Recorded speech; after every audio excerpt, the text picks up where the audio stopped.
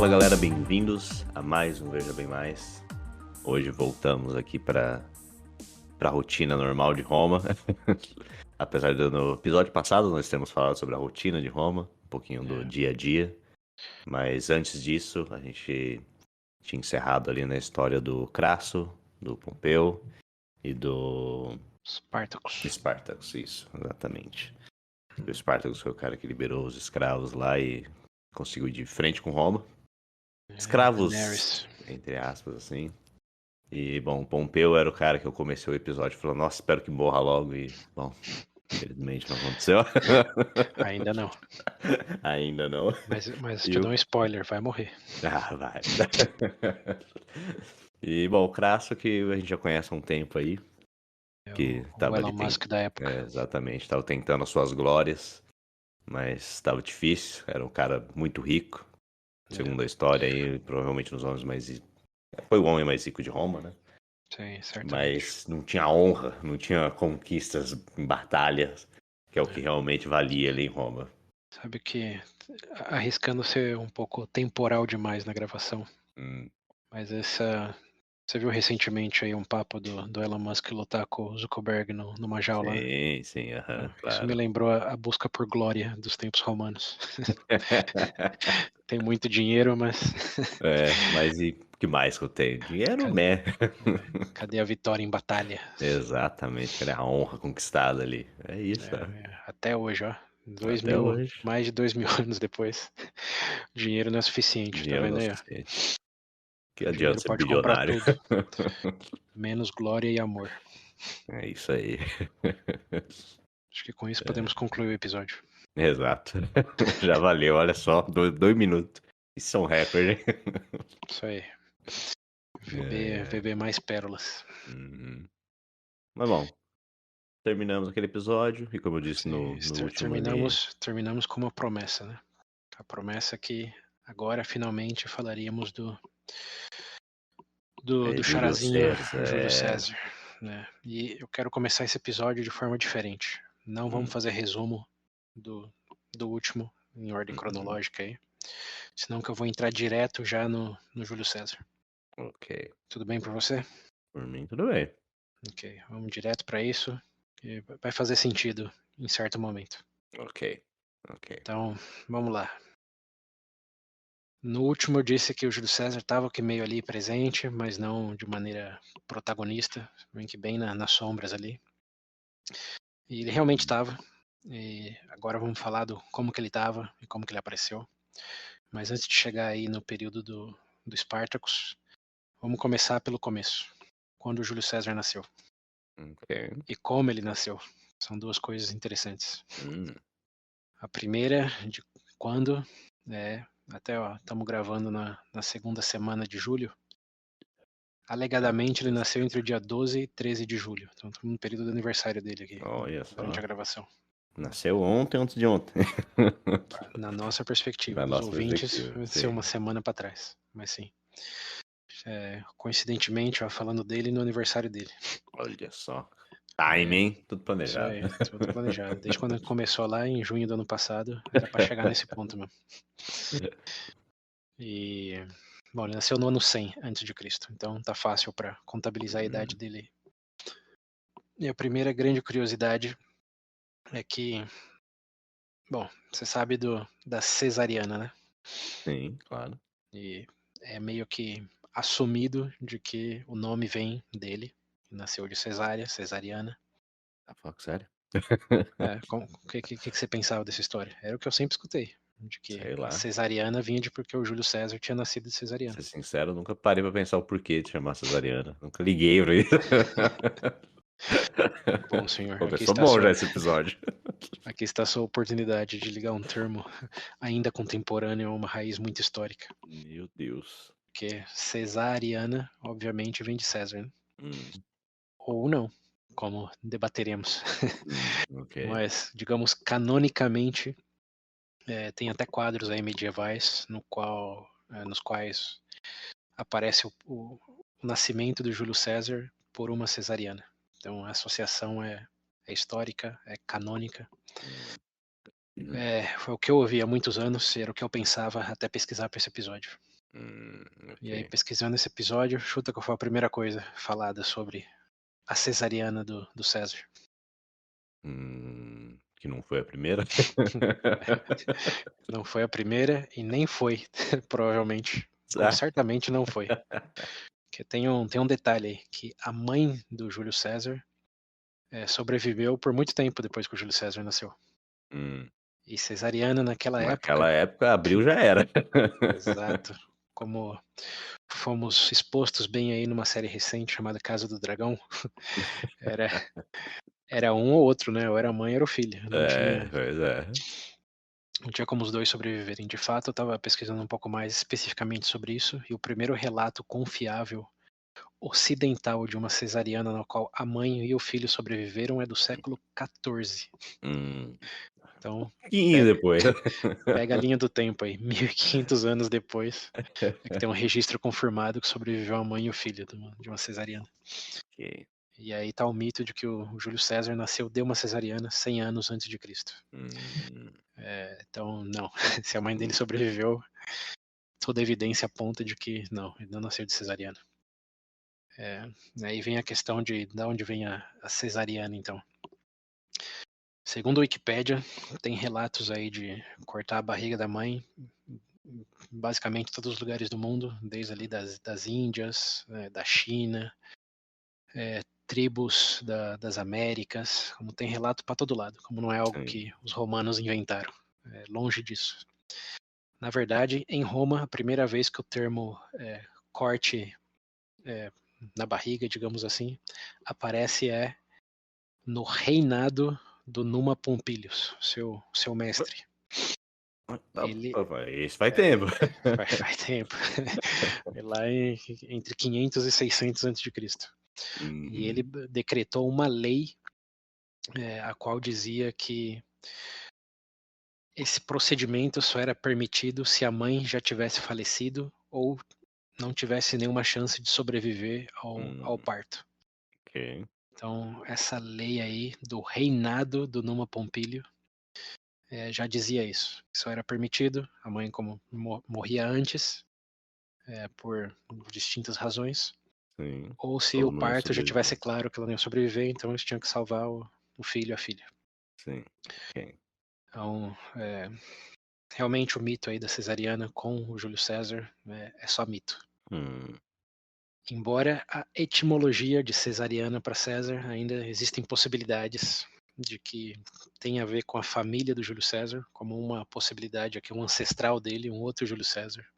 E hum, lembrando que os filhos carregavam o nome do pai, carregavam o nome do avô, então o Júlio César famoso, como a gente até falou em outro episódio, né, das guerras, da guerra civil lá, dos aliados, guerra dos aliados, tinha um Júlio César que era cônsul na época do Sula, do Mário. Então teve várias gerações de Júlio Césares aí, e um deles possivelmente sim, nasceu de cesariana, mas a mãe dele morreu, e eles passaram a ser conhecidos por isso, como é uma possibilidade, mas hum. claro, incomprovável 2000 e tantos anos depois. Sim, sim. E outra possibilidade é que o verbo cortar em latim é caedere, e quem nascia desse procedimento era conhecido como caisone, e em latins, César escreve como Kaiser, a questão do C pronunciada com K ou com C, Hum, suave. Etimologia ao longo dos anos aí foi como César. Até hoje, se pegar em alemão, em russo, é Kaiser, não é César. sim. Tem uma questão aí de como pronuncia o C, se é como K ou se é como C que a gente fala hoje, que é uma Uhum. coisa mais recente. Então, se Hum. você pegar essa etimologia aí do Kaideri, Kaisoni, Kaiser, César, como que Kaiser. você pode meio que chegar nisso. Kaiser é imperador, ainda hoje. Hum. Né? Tem uma cerveja que chama Kaiser. É a cerveja dos imperadores, É. algo próximo disso. É, sim. Diz o marketing que sim. Mas enfim, Ai, ai. essas são as possibilidades aí do porquê da cesariana. Ok, No fim do dia, ninguém sabe exatamente porquê, nem nunca saberemos, porque se até sim. hoje ninguém sabe. Mas o fato comprovado é que o Júlio César famoso aí, que estamos falando agora, não tem nada a ver com isso. Não nasceu disso e não ficou famoso ele mesmo por ter formalizado o procedimento de qualquer maneira. Ok. Então é uma associação telefone sem fio de mais de 2000 anos de Meu história. Deus, né? Um dos grandes mistérios da humanidade aí. Se alguém inventar a máquina do tempo um dia, vai descobrir por quê. O Né? cesariana. Ok, tá bom, Mas, tá bom. enfim, aí já começamos a história do senhor Do famosinho, Senhor César, que já ok. começou com Sim. uma fama que nem dele é. 100 anos. Em 100 antes de Cristo, já chegou causando já. Já chegou causando. Ou nesse caso, causou muito depois, retroativamente. Vai É. saber. De todas formas, nasceu então no ano 100 aí, antes de Cristo, de uma família patrícia, que era a família Júlia, a família Júlia, por isso que Júlio César. Uhum. O nome dele, na verdade, é Caio, né? Caio Júlio César. César é um cognome, ou como o Skip Africanos, seria o Hum, Africanos. sim. Como que era o outro lá? Publicola, como é o terceiro nome, digamos assim, pelo Hum, qual eram conhecidos em Roma. O nome mesmo era Caio e o da família Júlio. ok. E a família dele era patrícia, é, tinha alguns feitos aí, como alguns consulados entre o século I e II a.C., incluso um que a gente falou aí em episódio não muito antigo. O pai dele, não surpreendentemente, chamado Júlio César, teve alguns cargos políticos, não de muita glória, como não foi cônsul, mas sim teve certa exposição.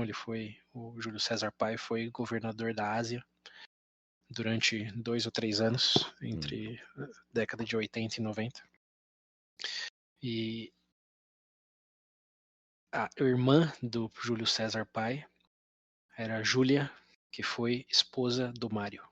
Isso a gente falou no episódio excelente. também. Então, o maior destaque aí da família do Júlio César é que a tia dele era casada com o Mário. Então ele era, obviamente, sobrinho do Mário, Sim. por parte do pai, do casamento da tia, no caso com o Uhum, Mário. sim. E a mãe dele também era de uma família respeitável, a mãe dele chamava Aurélia, é, família patrícia também, mas nada com muito destaque, né, que se equipara a tia dele casando com, Sim, com o Mário.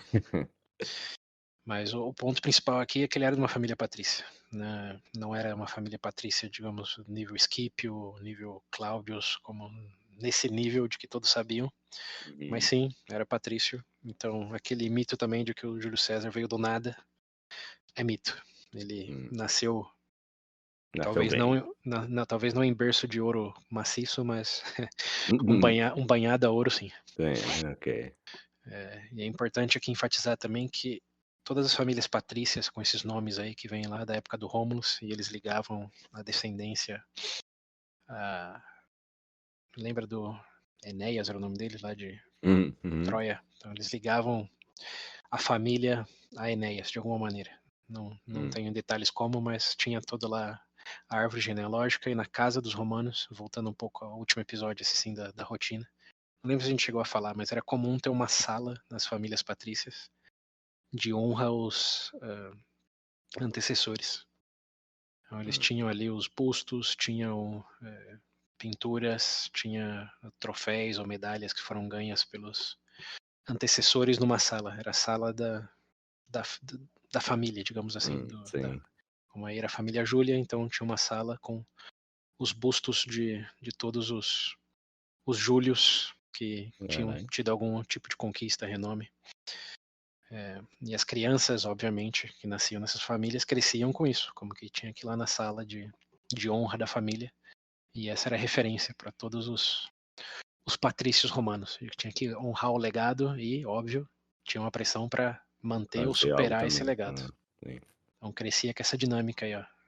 Tanto é que, bom, o nome passava, né? Como Júlio César, filho de Júlio Uhum, César, filho de Júlio César. Então era, era uma questão de legado muito, muito forte. E existia essa pressão aí no próprio nome, além de na própria moradia, hum, para que mantivesse ou engrandecesse, enaltecesse isso, né? Então tem que lembrar é, desse contexto aí, porque não é à toa que os romanos dos quais falamos são ambiciosos e faca nos dentes, Sim. desde de bebê já tá com essa pressão já.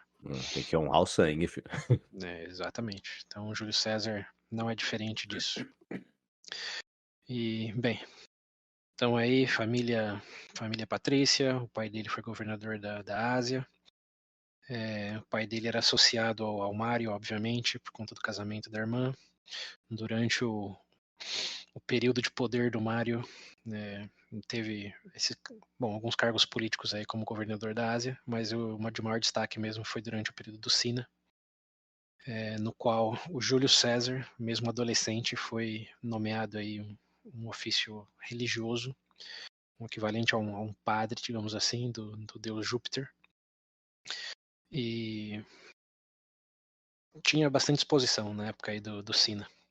E essa exposição, de fato, era tão grande que o Sina deu, por assim dizer, a mão da filha dele pro César, que a gente já falou, né? Ele casou com a Cornélia, filha do Sina. Lembrando, o Sina era o braço direito do Mário. Ambos aí invadiram Roma em seu momento e tocaram o terror. E o Júlio César já estava aí, já sendo um padre jovem, casado, com a filha do Sina, com a Cornélia. Até por isso ele foi paranalista, né? Então, aí chegamos no na época do poder do Sula, né? Lembrando, o Sina aí foi entre 84 e 86, para dizer alguma coisa. Em 83, fim de 84, o Sula chega, né, e acaba com a carruaça do Sina e do Mário. Então aí o Sula, obviamente, anula a posição do César de padre de Júpiter e pede para que ele se divorcie da Cornélia. Que, claro, lembrando, não queria nenhum associado ao Mário nem o Sina. E aí tem o grande dedo do meio do César, quer dizer, não vamos divorciar da minha esposa. Problema seu, não meu. Você não gosta? Como lide com isso, né? Ele Os colocou óculos de incomodados sol. que se mudem, fala pra ele. Botou o deal with it. E, bom, o Sula, obviamente, não tomou isso com agrado. E aí existem teorias de especulação. Eu li recentemente de que Sula não colocava nome de famílias patrícias nas listas. Ele simplesmente pedia que eles se desvinculassem de qualquer ligação que tivesse com Sina e com o Mário. Sim. Aí no caso era. Que no A caso filha era do. a esposa do César. Sim. Ele disse não, mas sabendo que ele não podia dizer não e ficar ali, ele foi se refugiar na Ásia Menor, onde o pai dele, lembra, só um asterisco, o pai dele morreu subitamente no ano 84, um pouco antes do Sula ter a vitória dele em Roma. Não foi em batalha nem nada, deve ter sido um infarto. Ou de alguma cólera que pegou na latrina pública. O fato é, morreu. Morreu subitamente, e o Júlio César foi para a Ásia Menor depois de dizer não pro Sula. E a Ásia Menor ainda tinha influência do pai, então lá ele conseguiu ficar bem protegido, digamos assim. Mas fugiu, estava refugiado. E o Sula, aí tem essa coisa, alegadamente tinha ele na lista, depois decidiu tirar ele na lista, falando que isso ia causar arrependimento. Mas lendo outras fontes aqui, parece que isso é tudo dramatização. E tem sentido que seja, porque realmente o Sula olhar para um jovem então o César nasceu em ano 100, 86, ele tinha 14 anos. Olhar para um cara desse e dizer, vocês vão se arrepender disso, eu vejo muitos Marios nele, só forçado demais para ser verdade. Como que é legal pensar que ele tenha dito isso, né, meio que profetizando o que estava por vir, mas todas essas histórias aí foram escritas séculos depois. Então, você como escritor, né, pode empatizar de que botar um draminha ali Isso é bom. é tentador, né? É tentador. É tentador. E foi provavelmente o que aconteceu.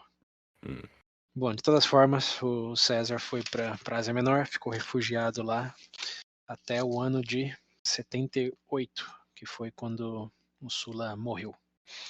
E nesse período, entre 84 e 78, lá na Ásia Menor mesmo, ele ficou amigo, né, de província na qual ela estava, que era de Bitínia. E ele ficou muito amigo, tipo, amigucho, do rei de lá, que era o Nicomedes. Né?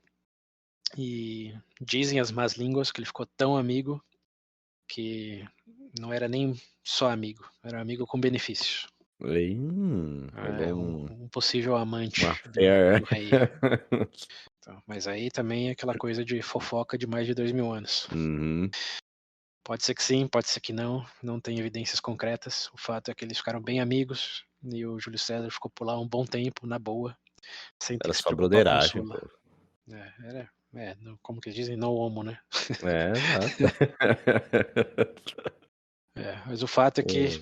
ficou lá, ficou bem amigo desse rei da Bitínia.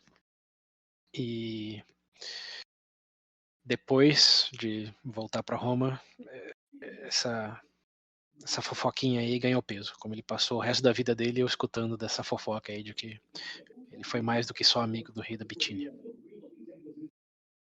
E bem, o rei da Bitínia, além de ter esse elemento interessante aí da relação dele com Júlio César, também é bom lembrar que a Bitínia foi um, um, um território bem chave ali nas primeiras guerras do Mitridates. Lembra da guerra do Mitridates lá?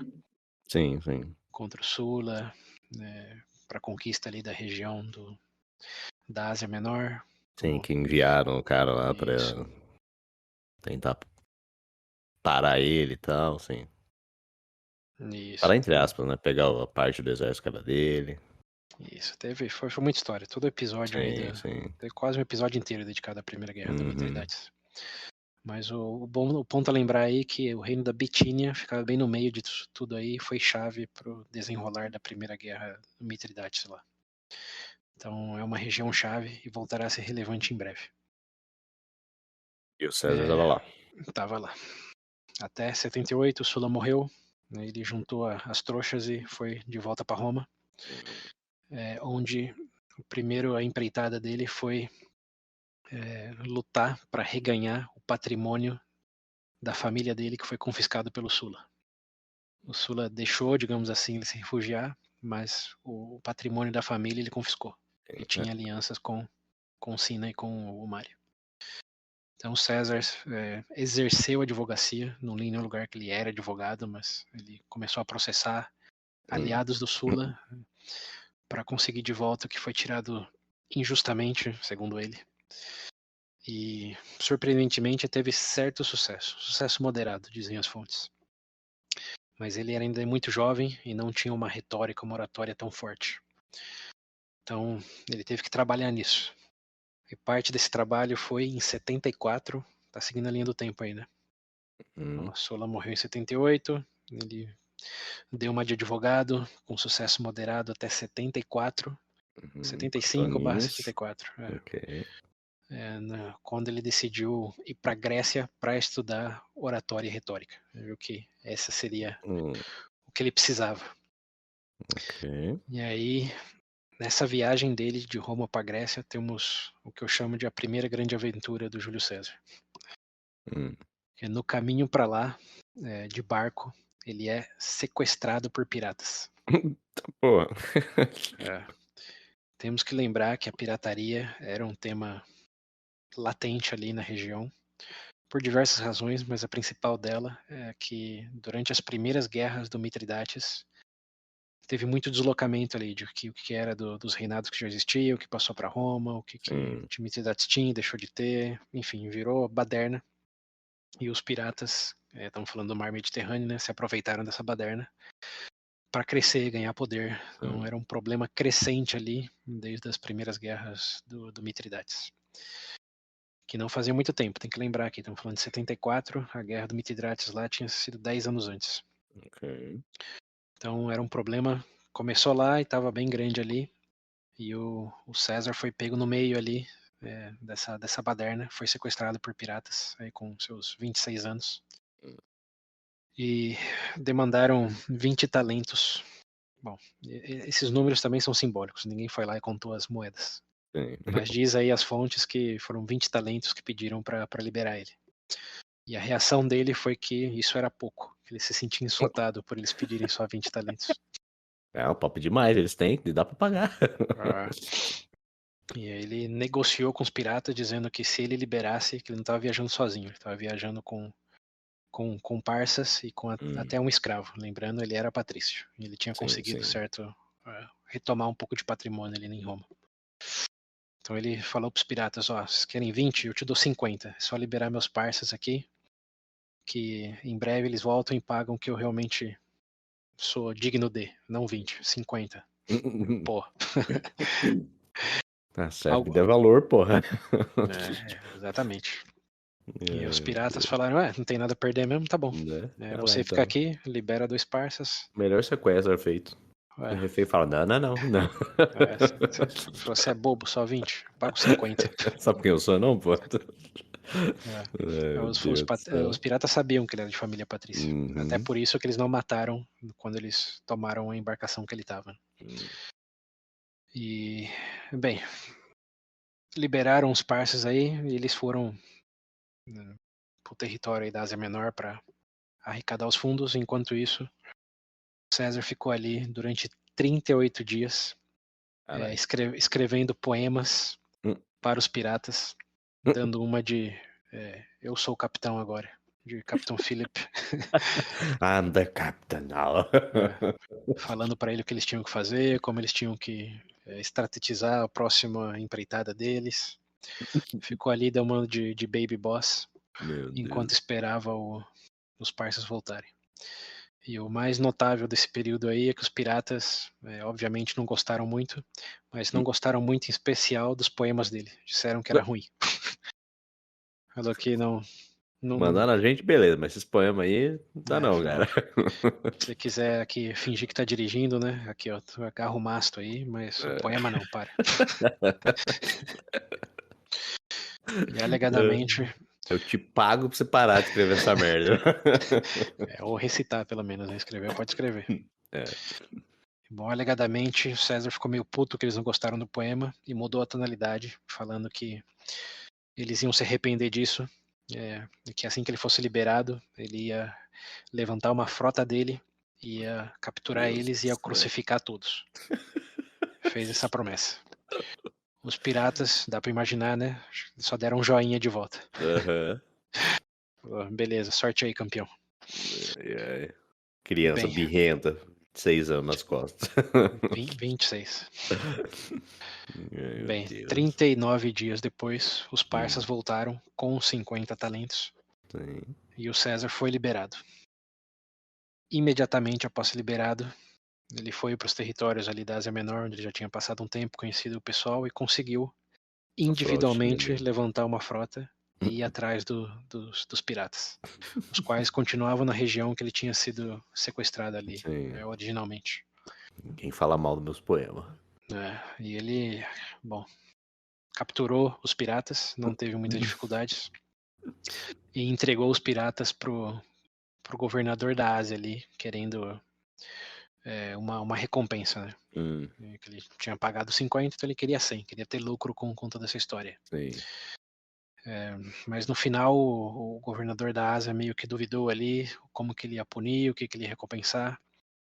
O César parece que não era um cara de muita paciência e disse, quer Hum. saber, eu resolvo isso, e cumpriu a palavra dele. Foi lá e Crucificou geral. crucificou os piratas e roubou de volta os 50 talentos dele, mais o que eles tinham ganhado de outros capturados. Hum. E num ato de clemência, diz a lenda, cortou a garganta deles depois de crucificá-los. Assim eles não iam morrer sofrendo lá pelos 14 dias. Ok, ok. É um homem de paz. É um homem de paz. E mais de palavra.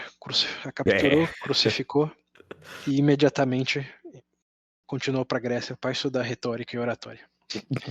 Agora sim, com Um homem vontade de. intelecto. Agora vão ver quem que vai escrever poema ruim, né?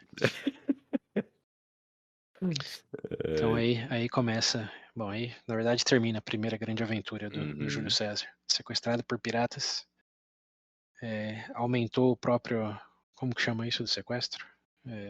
Recompensa? Não. Recompensa. É recompensa? Deve ter um outro É, nome. acho que é recompensa mesmo. Aumentou a própria recompensa, crucificou, Não, cortou a acho que garganta tem outro nome, deles. na verdade. Recompensa é o contrário. Piratas devia ter uma recompensa na cabeça deles.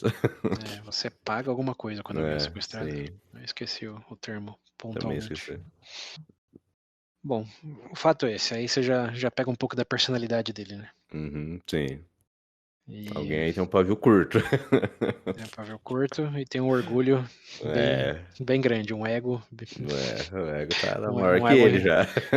um ego infladinho, 26 anos e tá assim já. Mas Ai, é Deus. pragmático, né, falou e fez. Uhum. E bem, ele ficou Quem lá pode, em pode, né? ficou lá na Grécia por um ano, até o ano de 73, então 74, 73. E nesse ano aí, 73, o rei da Bitínia lá, o amigucho dele, morreu. Hum, Coincidentemente ou não, ele fez a mesma coisa que um cara, não sei se você vai lembrar, lá das que guerra que foi? Que um cara deixou todo o reinado pro lá Ah, do cara do na Ásia Crasso, lá não, do Graço, que ele achou que Graco. ia separar o povo, ia dar ruim, e falou: "Não, vou dar o território Isso, lá do Graco para os I, romanos". que Sim. lembra que ele estava pedindo verba para financiar a reforma agrária e não tinha verba, e de repente Uhum. morreu um cara lá no que é equivalente à Arábia Saudita hoje, deixou todo o reinado de herança para Roma. Sim, sim, todo o Então, território lá virou romano. esse amigucho aí do Júlio César, de novo, coincidentemente ou não, fez a mesma coisa. Deixou todo o reino da Bitínia como herança para Roma. Ok, Não citou o Júlio César em nome nem nada, mas deixou para Roma, depois de sim. ser 4 anos amigo do César. E o Júlio Coincidência? César como romano, É, pô, então. é. Sede Mas, Roma.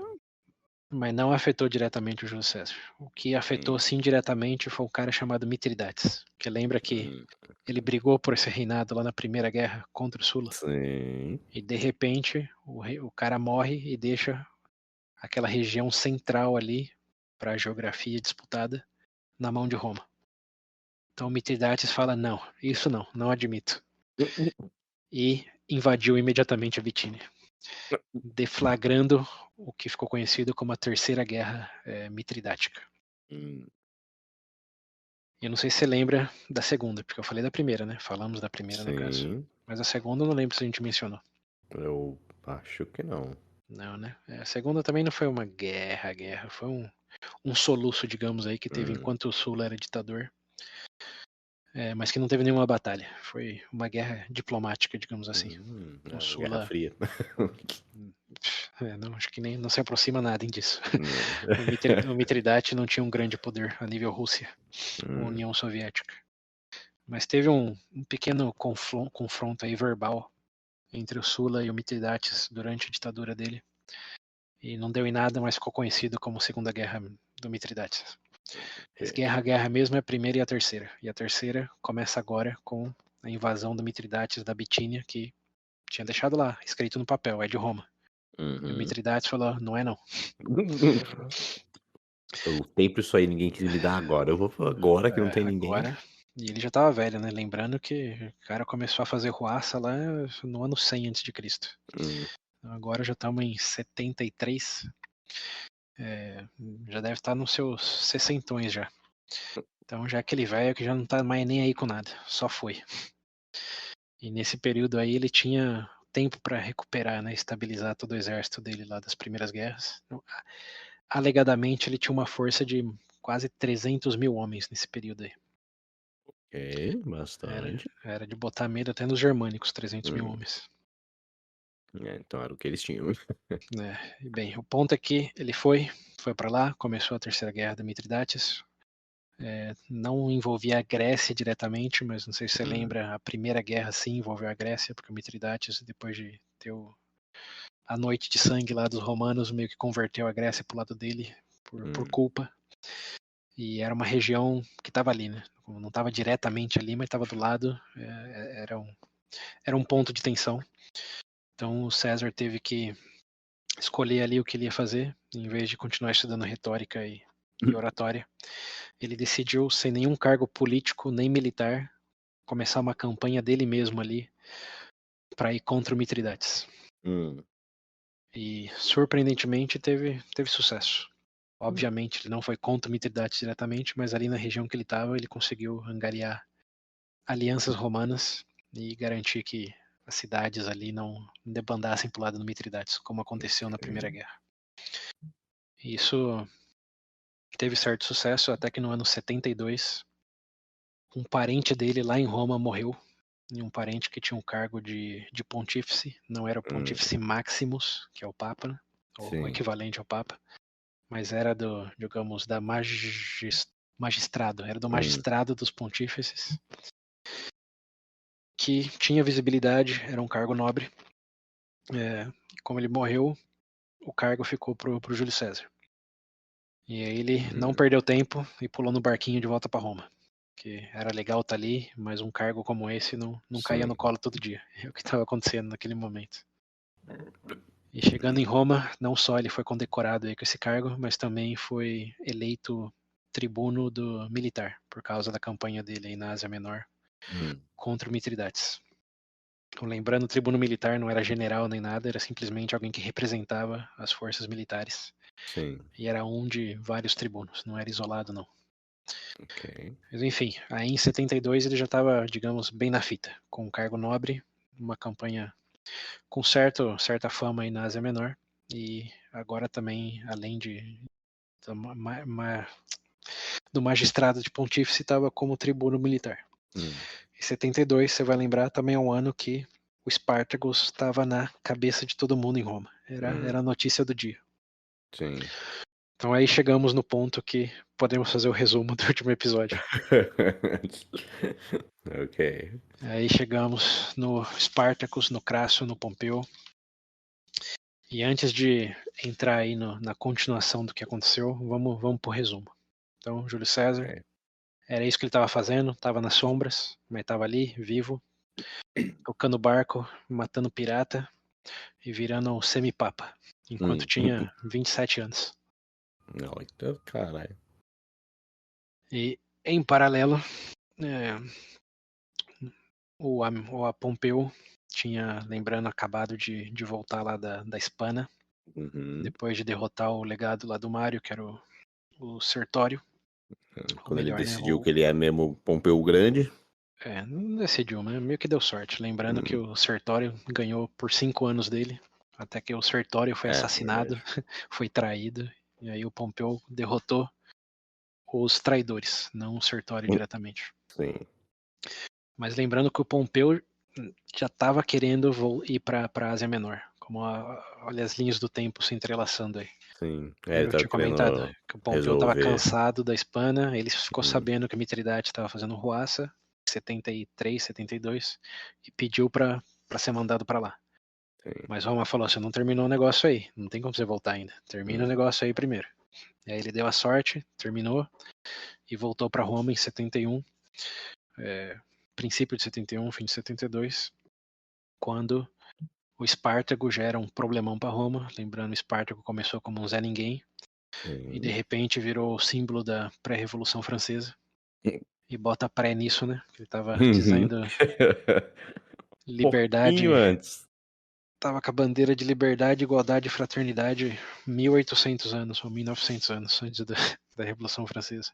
Hum, Mas estava ali, já tinha derrotado 2 exércitos consulares de Roma, então não era um probleminha, era um problemão, sim. nível Hannibal, assim, de ameaça. E o Crasso teve que se envolver, né? O Crasso que tinha muito dinheiro, mas não tinha glória. Quando os cônsules foram Momento derrotados, perfeito. só ele tinha dinheiro suficiente para financiar outra campanha militar. E era a oportunidade, né? Era a hora da glória dele. E ali ele estava quase que beijando essa hora da glória, Uhum. derrotando também com sorte e ajuda dos piratas, aos piratas aí de novo, né, que Hum, traíram o Spartacus, falando que ia levar ele sim. lá para a ilha de Sicília, mas no final não Né, apareceram. Spartacus teve que fugir, e nessa fuga aí foi basicamente envelopado pelo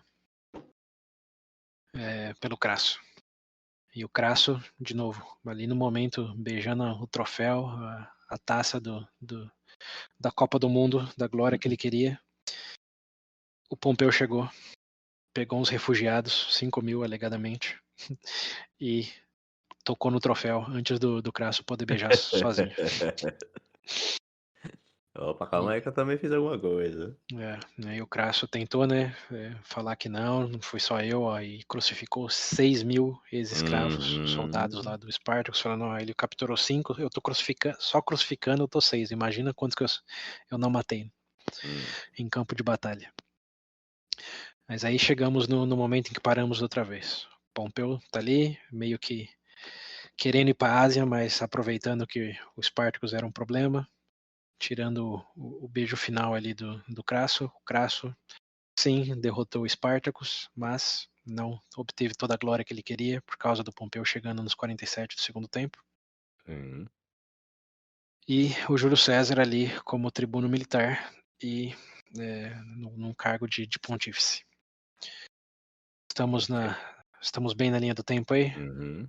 Chegamos. Chegamos, né? Então, só o último asterisco aí, o Mithridates ainda estava causando ruaça. Eles tinham mandado um cara chamado Lúculo para resolver o problema lá. Lúculo? Lúculo, vamos pronunciar Lúculo. Hum. Que é um cara que a gente já falou. Lembra da primeira guerra do Mithridates? Tinha Uhum. um cara chamado Fímbria, não sei se vai lembrar dele, mas ele Não. foi, foi apedrejado pelos próprios, foi abandonado pelos próprios Ah, tá. soldados depois Sim, que o Sulla sim. chegou. Uhum. Então ele queria pegar o Mithridates diretamente lá, mas não conseguiu atravessar um trecho lá que precisava de frota marítima. E aí tinha um comandante do Sulla, chamado Lúculo, que não deixou ele, não emprestou a frota dele. Falou, não, você vai ficar aí, quem vai derrotar o Mithridates é o Sulla. Foi esse mesmo cara aí que eles mandaram para confrontar o Mithridates lá, em 73, 72. Sim. Então, enquanto o Crasso Sulla estava ali, em Roma, o Lúculo estava lá em uma campanha feroz e exitosa até esse momento contra o Mithridates. Ele tinha ido só com 30.000 soldados, lembrando que o Mithridates estava com 300.000 Hum. e estava conseguindo ganhar do Mithridates, botando o Mithridates para retroceder. Ok. Então, esse era o contexto. Mas em Roma, especificamente, depois da vitória contra Espartacus, o Pompeu estava ali demandando o triunfo dele pela vitória lá na Espanha e pela essa ajuda de vitória contra o Spartacus. E o Crasso estava ali também falando, não, a vitória foi minha, e eu que quero o triunfo, Ainda nessa. e eu que quero ser candidato a cônsul, que ia ser eleição do cônsul. Como aí estamos falando de 71, era eleição para o cargo político no ano 70. E aí aconteceu um pequeno momento de tensão ali, porque tanto o Pompeu como o Crasso estavam com os próprios exércitos deles, né? Pompeu, Sim. seus mais ou menos 30.000 homens, e o Crasso com os 40 dele. E eles ficaram ali fora dos muros de Roma, né, com os exércitos, esperando o Senado decidir quem ia ter o triunfo e quem ia ser eleito, ia ser candidato a cônsul do ano 70. Hum. Então tava aí o Senado de um lado, o Crasso e o Pompeu do outro, cada um com seu exército fora dos muros de Roma. Meu Deus. Então, ficou, ficou uma situação meio que você vai fazer, o que você vai fazer, o que você vai fazer. Né? Então o Senado, no momento de genialidade, teve uma brilhante ideia. Hum. Falou, ó, já que vocês ambos tiveram aí suas glórias, o Pompeu lá na Espanha, o Crasso aqui com o Spartacus, não totalmente, mas um 90%. E se vocês dois não virarem cônsules? Porque tem dois, né? Tem dois cônsules, não tem É, só um. exato. Então por que vocês não fazem as pazes e viram cônsules? Vocês estão brigando aí, se tem duas vagas, né? Então, eles não estavam brigando, eles estavam só olhando um pro outro naquele momento. Sim. E aí, e aí? E o Senado no meio. Mas no meio de dois exércitos também. E a história era recente, né? Do que acontecia quando se Sim. irritava alguém que tinham exércitos que A moda apoiavam. já era moda já. É. Então, no momento de real brilhantismo aí, o Senado orquestrou uma eleição na qual, não surpreendentemente, o Hum. Pompeu e o Crasso foram eleitos cônsules no próximo ano. Uhum. Então resolveu a parada. Ao mesmo tempo mostrando que a política em Roma já funcionava na base do tô com o exército aqui fora, o que você vai fazer? Sim, é. E aí Ah, chegamos é. no ano de 70 com o Pompeu, que não tinha nem idade para isso, lembrando, ele era jovem, tinha menos de 45 anos, que era o que o Sulla tinha decretado como mínimo. Sim. Pompeu nesse momento tinha entre 35 e 40. Hum, O Crasso sim já tinha mais de 45, mas teve que simplesmente aceitar que o Pompeu estava ali e não ia sair dali. E chegamos no ano 70 aí, com esses dois cônsules, personagens lá da época do Sula, viraram hum, cônsules. E eles não gostavam um do outro, né? sim. Obviamente, dada essa briga aí por quem tem o maior ego. E, bom, estamos no ano de consulado dele. O que você acha que aconteceu? O que você chutaria que aconteceu aí com esses dois egomaníacos no poder finalmente? Hum, eu chutaria que deu merda. Aham. E, sei Alguma lá, merda, eles né? Não vou entraram perguntar pra em. você. Não precisa Exato. entrar no Eles detalhe. entraram em um conflito aí um com o outro por Aham. motivo N. Então você acha que deu merda. É. Ou Você, pelo senhor menos, sei William? lá, é o que eu acho que aconteceu, mas o mais surpreendente seria se realmente eles se dessem bem. Bom, eu te adianto que eles não se davam bem. Né? Mas é surpreendente que não aconteceu nada no ano 70. Ok.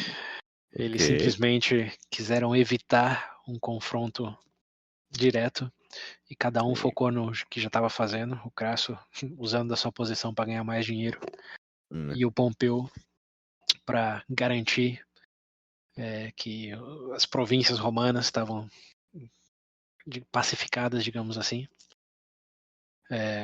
Mas não aconteceu nada. Foi Ok. surpreendente quando não aconteceu nada. Eles Hum, não brigaram, tampouco se ajudaram. sim. Ficou um atrito ali, meio, sabe, até hoje Conviveram quando. ali. Tá aqui. Ficou numa estagnação, acho que é a melhor Hum, palavra. Tava hum, tão dividido e ambos tinham tanta força que eles decidiram ficar parado para não deflagrar nada, e essa hum, parado resultou em nada acontecendo. O ok. Pompeu tentou, obviamente, se auto-jogar lá para a Ásia, onde estava o dinheiro, e o Lúculo lá estava sendo exitoso, mas o cônsul tinha que estar em Roma, né? Sim. Então, para não sair para lá direto e dar o poder ao Crasso, ele ficou lá, se contendo, mordendo a língua, Hum, mas ficou. E o Crasso, só ganhando dinheiro, estava bem de boa.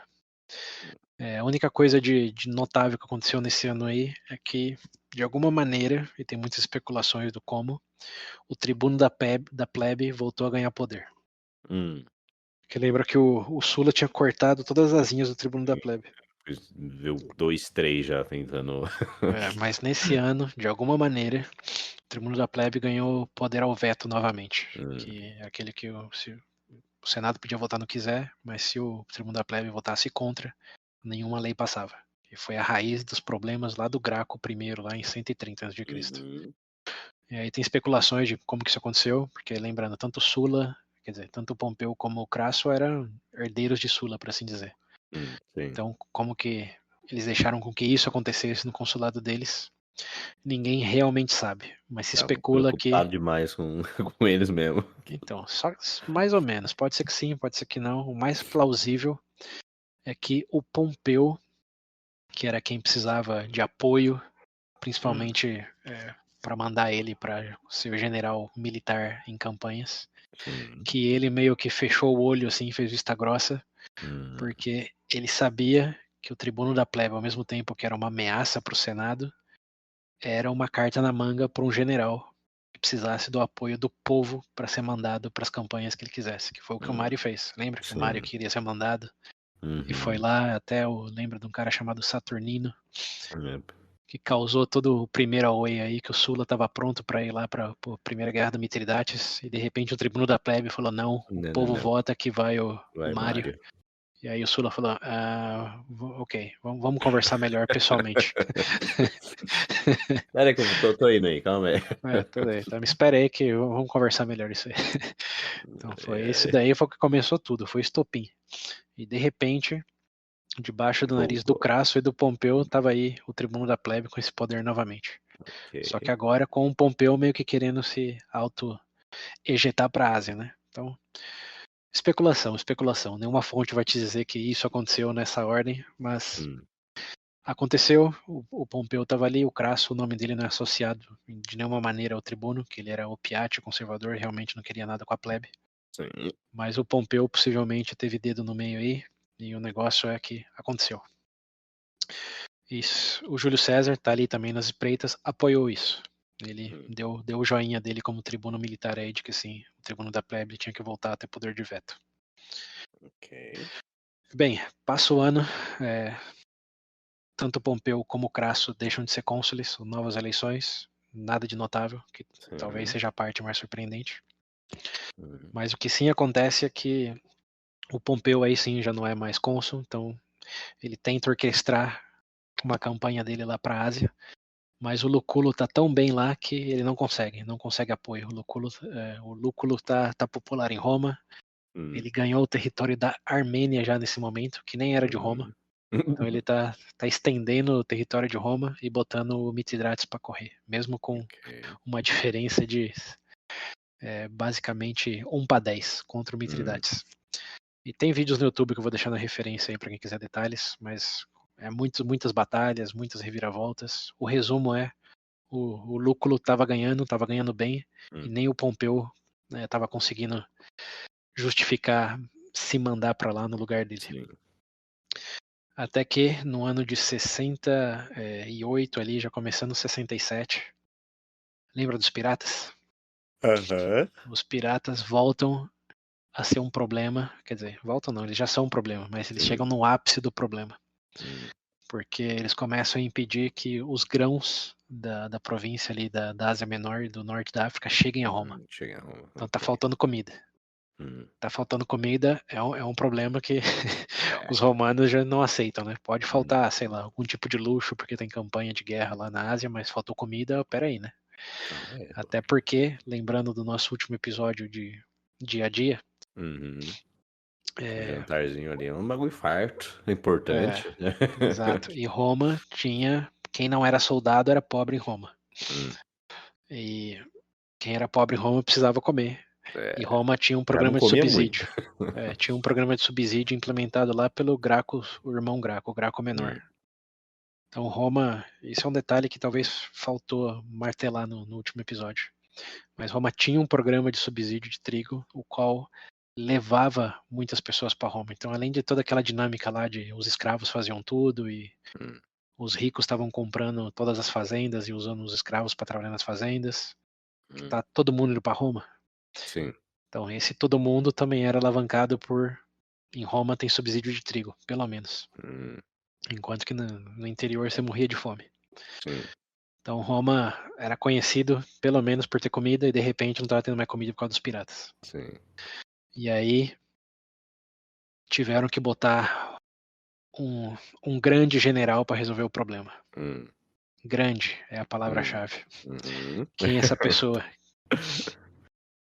Bom, sei lá, pra mim, logicamente, o grande general devia ser o Pompeu, mas, dado Não, é isso aí, já te é ele freio mesmo. aí. É Ok, ele então mesmo, tá bom. não tem Eu pegadinha achei não. que eles iam querer usar a história do, do César lá com o pirata. Falar, vai Não, lá, vai. ainda não, ainda não. César Ok, tá ali de boinha nos cargos dele, só apoiando e fazendo alianças. sim. Eles precisam de um grande general para resolver o problema da Uhum. pirataria, e o grande está no nome, é Pompeu o Grande. Exato. E aí, coincidentemente ou não, quem decide que tem que dar todo o poder para uma pessoa que não é cônsul para acabar com esse problema é o tribuno da plebe. Hum, Então, o tribuno uhum. da plebe aparece de novo e fala: ó, quero promulgar uma lei que chama Lei Gabini, não, Lei Gabina, que dá Gabina. Lei Gabina, que dá todo o poder ao Pompeu do mar Mediterrâneo. Todo o Mediterrâneo ali tem império. Império, não sei se a gente chegou a falar, mas era um termo que eles usavam como controle. Se você tem império, você tem Hum, controle de uma região. uhum. Dava essa lei Gabina, dava todo o império para o Pompeu em todo o mar Mediterrâneo e todo o território terrestre a 70 quilômetros da costa. Ok. E é um poder total, como ele tem império. Ali pode ter governador, pode ter um general provinciano, o que seja. Quem Depois manda é dessa ele. lei, o que vale é o Pompeu, para resolver o Sim. problema maior dos piratas. Uhum. E os conservadores, os patrícios, vão meio que contra essa lei aí, porque é poder demais para um cara só. Ele já começa a Hum. ficar, epa, isso daí a gente já viu, É. já viu como acontece. E eles meio que tentam voltar contra. Mas aí sim, o amigo Júlio César aparece na pegada. Hum. E lembrando que ele tem um certo trauma com piratas, né? Sim. E ele apoia o Pompeu. Fala, não, tem que dar esse poder pra ele mesmo. Tem que resolver esse problema, custe o que custar. Então, o Júlio César aí no papel de tribuno militar alavanca o apoio político que o Pompeu precisava e a lei passa, a lei Gabina passa.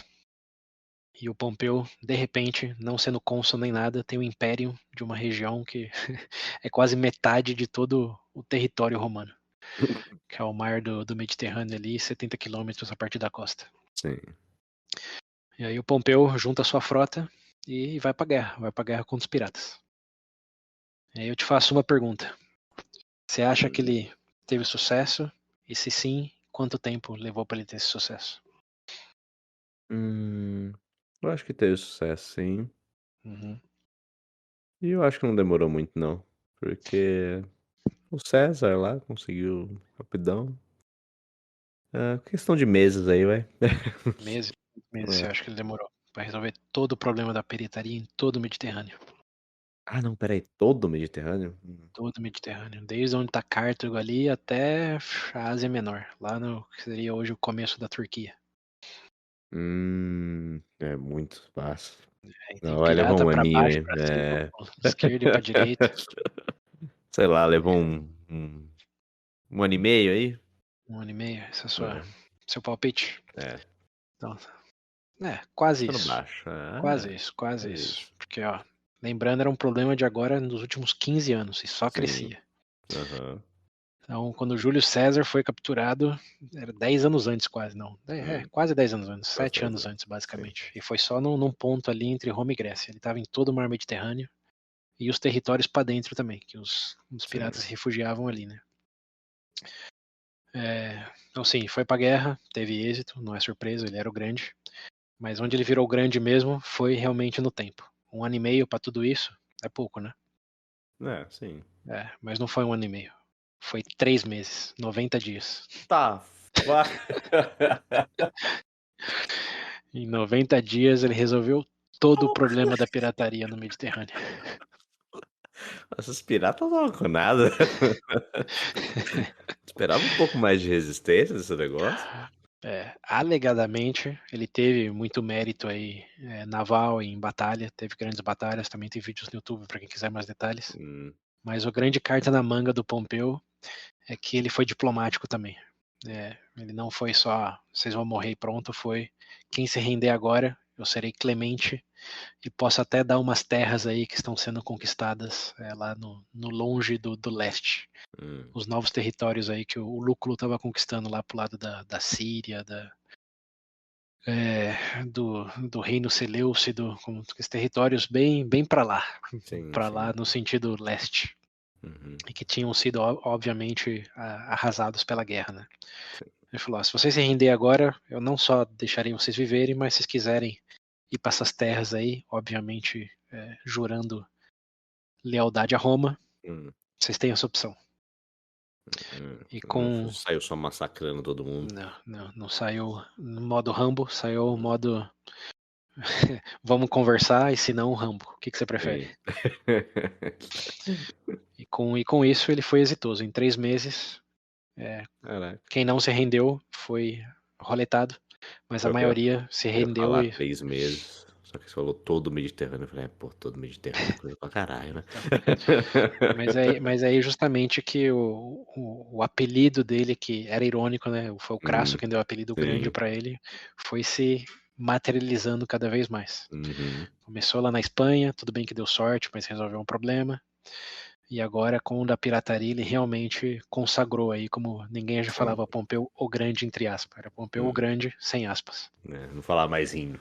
Não, ele é o grande mesmo. Resolveu um negócio de 15 anos em 3 meses. Caralho. E resolveu. E com isso, ele não só se livrou de um problema, mas também ganhou uma solução para um outro problema que ele tinha, que é não conseguir aliança ou ancoragem suficiente para se ejetar lá para a Ásia. Como ele estava Hum, precisando de um me manda para a Ásia. E sim. depois de resolver um problema de 15 anos em 3 meses, o que ele tinha na mão? Aí, ó. Ele Dá pra eu ir, hein?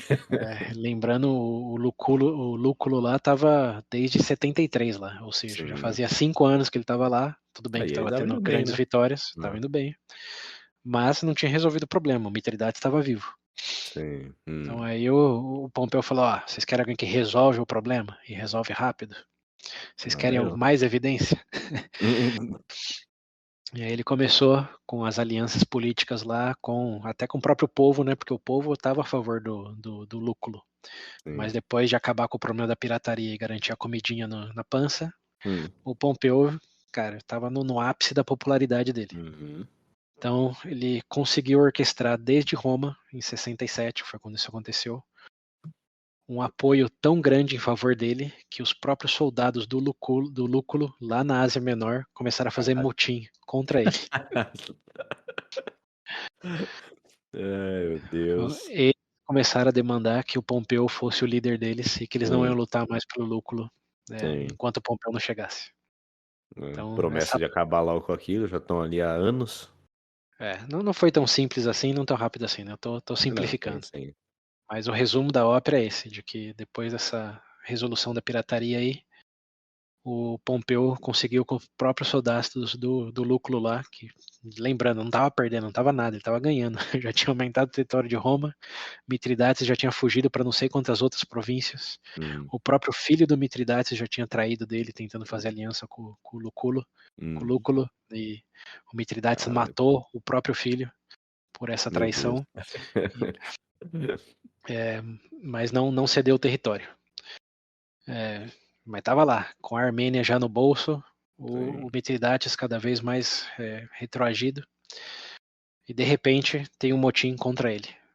Tipo, tava bem, mas não tava ganho, né? Não estava ganho, mas estava super bem. E, bom, com isso o Senado já não teve mais o que fazer, né? Porque eles falaram, não, ele tá bem lá, de repente o exército dele começou a mutinar Hum, e falou, não vamos lutar enquanto o nosso líder não for o Pompeu. hum. E Aí o aí? Senado, sim, mandou a ordem pro Luculo voltar e mandou o Pompeu no lugar dele. O Luculo, claro, não estava satisfeito com isso, Hum, porque tirou a glória dele de uma sim. guerra de 5 anos, de todo o território asiático ali. Mas ele não foi tão orgulhoso, com o ego tão inflado como o do Sula, para falar: não, eu vou resolver isso. Sim. Ele basicamente falou: beleza. Tá E bom. voltou para Roma, Tô indo mas pra com casa. toneladas de ouro que ele tinha conseguido Hum, na campanha. hum. E ele decidiu que o estilo de vida dele seria de luxo. Falou: tá bom, se não quer lá, eu vou aproveitar aqui toda a riqueza que eu tenho. É E esperto. passou a exibir toda a riqueza dele. Construiu não sei Mano, é quantas honra o vilas, quê? Pelo menos tem construiu, dinheiro. construiu um castelinho, como Aí depois que de Crasso era beleza. ele ali com dinheiro no bolso. Aí, ó. E ele diz aqui que ele voltou para Roma e começou a viver esbanjando tanto que o apelido dele, em um certo momento, passou a ser Xerxes Togado. Xerxes? Xerxes Togado. Togado? Ah, o É, Xerxes do Xerxes de... Xerxes do rei persa lá, que era o Sim. deus dos deuses, Aham. Só que de toga. mas de toga. Esses romanos eram criativos para apelido. É, tô. Esse daqui eu Xerxes gostei. togado. Aí sim, Xerxes gostei. Togado. Que foi um dedo do meio Ai, meu do Deus. Lúculo também, né? Falou, pô, fiz tanta coisa, tudo isso, e vocês me É, mandam de volta, então fuck you, né? Tá foda-se aqui, ó. então. Vou viver no luxo. Me chamem de Xerxes mesmo. É, e E aproveitar a vida então, pelo menos. aproveitou. E alegadamente em latim ou italiano, a palavra luculo lúculo ainda é sinônimo de luxuoso. Se Hum, você viver luculosamente, um advérbio nesse sentido. caralho. Tá bom. Então, tá aí o É, legado dele. aí, pra que guerra? Foi motinado, tiraram a glória dele, mas ele revidou É, sim, no tornando o nome dele como sinônimo de luxo. tá certo. Você vê, né? Tem maneiras de você reagir às É, coisas. Maneira Sula, exatamente. maneira É, Mário e maneira Lúculo. agora do lucro é o favorito. É, Faria o meu. Ah, pois tá é. bom, você que fica então, né? No fim das contas, ele ficou no Lúculo, né? Ficou no lucro. É. Bem, termina esse asterisco do Lúculo aí e Aham. segue o do Pompeu. O Pompeu finalmente tá lá na Ásia Menor. E já tá com a guerra ganha, basicamente, né? Porque o Sim. Mitridates tá só fugindo. Uhum. É, e ele continua essa expansão, mas agora sim com o apoio total dos soldados, de todos os aliados. Ele era realmente o Pompeu o Grande. Estava ali no nível já quase Scipio de fama. Sim. E continua botando o Mitridates para correr. Ele tá ali em 66, mas não é tão fácil assim. Lembrando que tem muitas regiões, estamos falando do Oriente Médio, estamos falando do território da Armênia, que até hoje é um problema. Hum. Então ele estava ganhando, mas não era também assim uma surfeada na região. Teve que brigar, teve que estrategizar, e ele só conseguiu ganhar do Mitridates em 63. Ou seja, Hum. assim como na Espanha, ele falou: vou resolver isso agora, mas demorou 3 aninhos aí para Sim. terminar. E ele só ganhou do Mitridates em definitiva, porque o Mitridates de novo foi traído por um filho dele, um outro filho no caso, Deus do céu. que Era um péssimo pai. ou tinha péssimos filhos, que Hã. quando viram Roma chegando e sabia que estava ganho o negócio, porque a real era Falou, essa, meu depois de Deus. 10 anos da Terceira Guerra Hum. Mitridática aí, Roma só tinha ganhado, como o Mitridates não tinha Sim. tido nenhuma vitória. Ele Então, só quando tá chegou nos recuando, só tava recuando nessa daí, então. então, quando chegou na terra dos filhos ali, os filhos falaram: se eu ficar com Roma, eu fico vivo pelo menos, né? Hum. Se eu apoiar meu pai, que já tá com o pé no caixão, já tinha 70 anos nessa época, Ah, então foda-se. né? Mas o que eles subestimaram é que ele tava sano ainda. O velhão tava Hum. velho, mas tava chutando. Sim. E ele mandou matar esse filho também. Falou: vai me trair, vai morrer. Tava com medo de morrer? Toma aí, ó. É isso aí. Isso. Antes matar meu próprio filho que ver uma derrota para Roma por causa do meu filho. Hum. Então mandou matar o segundo filho, mas aí já não teve mais volta. Com essa traição, bom, com essa assassinato dele, do próprio filho, que estava Hum. querendo paz com Roma, e também, óbvio, tinha um povo ali, não estamos falando só de indivíduos. Sim, sim.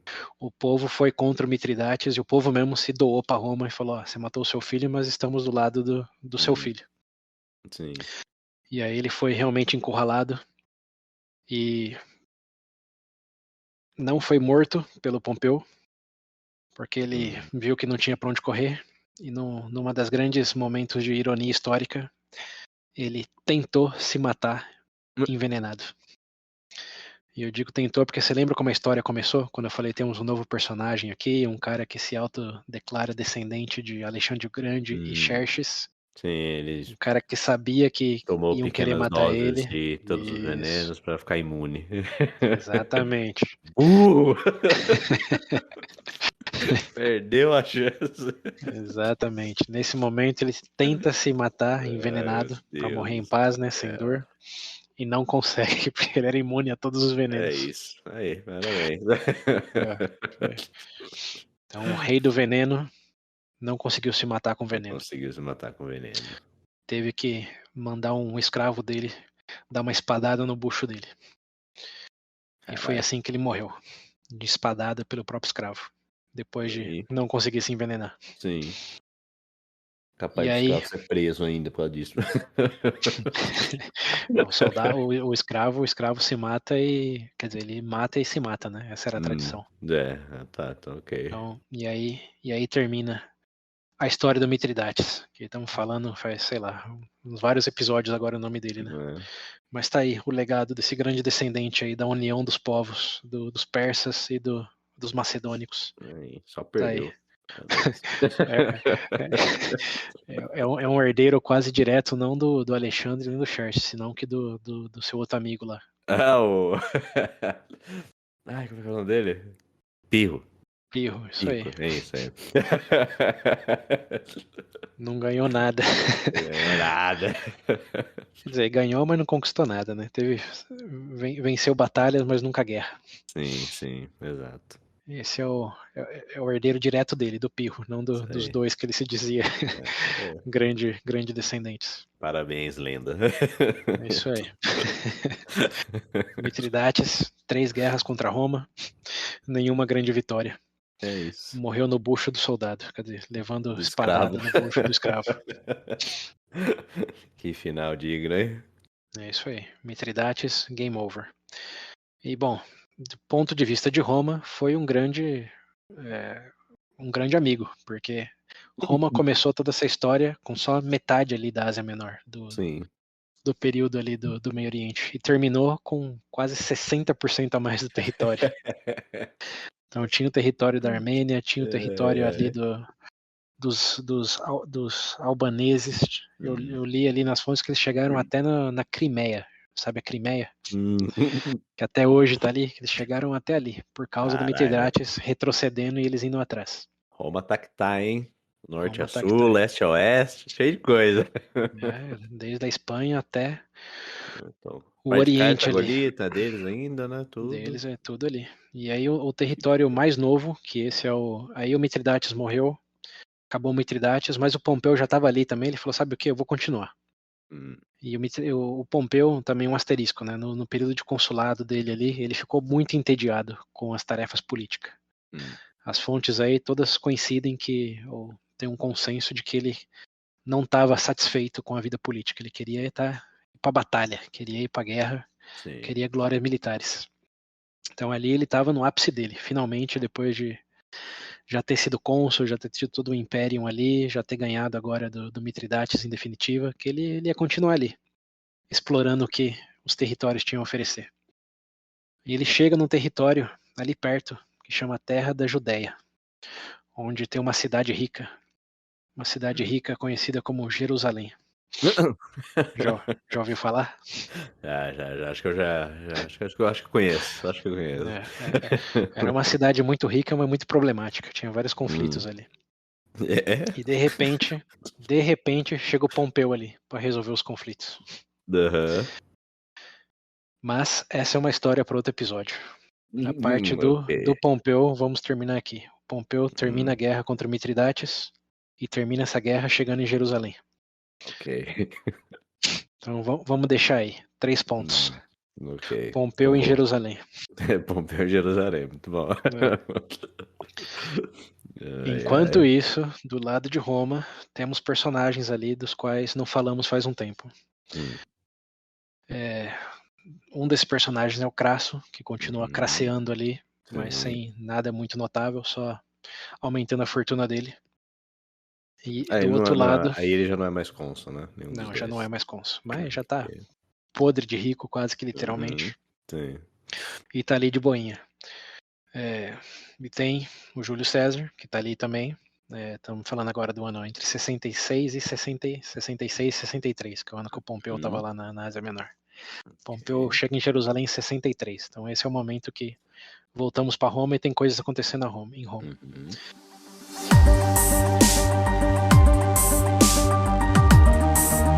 O que mais acontece de notável aí é que um cara chamado Catilina, Catilina. Na verdade, antes de chegar no Catilina, vamos chegar só o que estava acontecendo em Roma. Teve uma ameaça dos piratas ali, estava faltando Uhum. comida.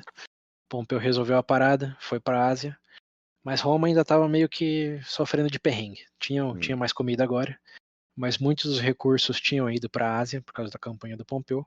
Uhum. E eles não tinham tido tempo para se recuperar 100%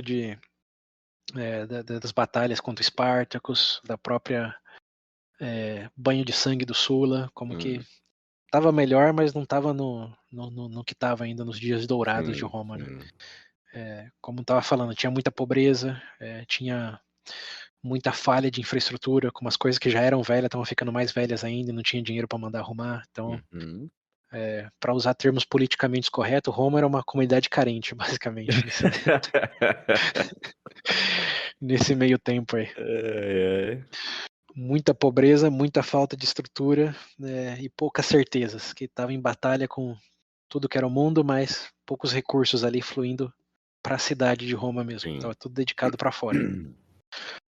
E nisso, né, obviamente, a insatisfação da Peble estava crescente. Sim. E aí chegou um cara, agora sim, um cara chamado Catilina, que tomou o manto que ele herdou aí dos Gracos, herdou do cara chamado.